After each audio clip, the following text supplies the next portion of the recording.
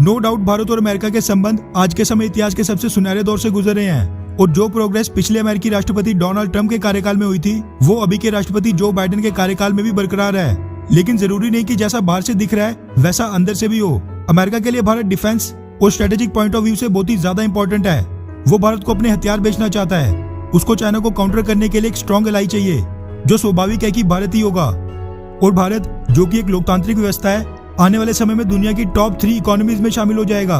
मगर जहाँ पर बात डिफेंस से हटकर ट्रेड और बाकी रिलेशंस की आती है दोनों देश एक टेबल पर आने के लिए आज भी बहुत स्ट्रगल कर रहे हैं। अमेरिका भारत के साथ ट्रेड डील साइन नहीं कर रहा है और वहीं अमेरिकन फंडेड एनजीओज और थिंक टैंक्स भारत के डेमोक्रेटिक स्टेटस को लगातार डाउनग्रेड कर रहे हैं। अब ये चीज तो बिल्कुल क्लियर है कि दोनों देशों के बीच स्ट्रॉन्ग डिफेंस और स्ट्रेटेजिक रिलेशन से भारत के मुकाबले अमेरिका को ज्यादा फायदा होने वाला है और ट्रेड और बाकी अन्य रिलेशंस के मजबूत होने से भारत को अब आज की डेट में इन दोनों में ही बड़ा मिसमैच है जो कि अमेरिका के डिफेंस सेक्रेटरी लॉयड ऑस्टिन के भारत दौरे के दौरान तब साफ देखने को मिला जब उन्होंने मीडिया के सामने कहा कि उन्होंने भारत के कैबिनेट मिनिस्टर्स के साथ भारत की माइनॉरिटीज के ह्यूमन राइट्स का भी इशू उठाया।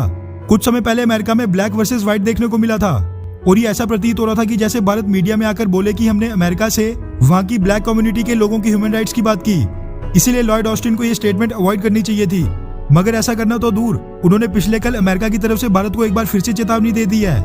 दरअसल Hindustan times, the times of India, outlook और कई बड़े बड़े मीडिया हाउसेस के हवाले से ये मीडिया रिपोर्ट सामने निकल कर आ रही है कि अमेरिका के डिफेंस सेक्रेटरी लॉयड ऑस्टिन ने ये साफ कर दिया कि भारत को रशिया के साथ अपनी S-400 मिसाइल डिफेंस सिस्टम की डील को फाइनली कैंसिल करना होगा और फ्यूचर में कोई बड़ी और सिग्निफिकेंट वेपन डील रशिया के साथ नहीं करनी होगी, वरना अमेरिका भारत पर सैंक्शन थोप देगा।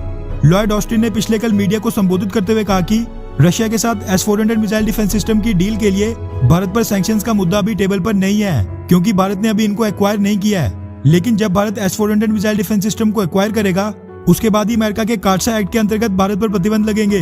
अब क्यों ये चीज अक्सर बोली जाती है कि अमेरिका भारत के लिए कभी भी नेक्स्ट रशिया नहीं बन सकता है, उसके पीछे भी यही कारण है कि भारत और रशिया दोनों ही देश अपने बायलैटरल इश्यूज कभी भी किसी तीसरे देश की वजह से इफेक्ट कभी नहीं होने देते। उदाहरण के तौर पर रशिया ने भारत को आज तक ये कभी नसीहत नहीं दी है कि भारत को कौन से देश से कौन सा हथियार खरीदना चाहिए, फिर सैंक्शंस थोपना तो दूर की बात है। मगर अमेरिका जरूर डिक्टेट करता है।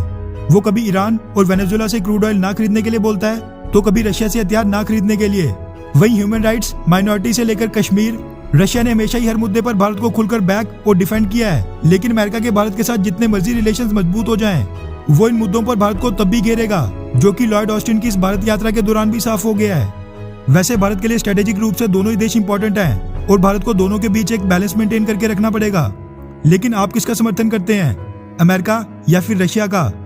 नीचे कमेंट करके अपनी राय जरूर बताएं। अच्छा सुनो, चैनल को सब्सक्राइब करो, उसके बाद घंटी बजा देना ताकि अगली वीडियो आपसे मिस ना हो पाए। Thank you.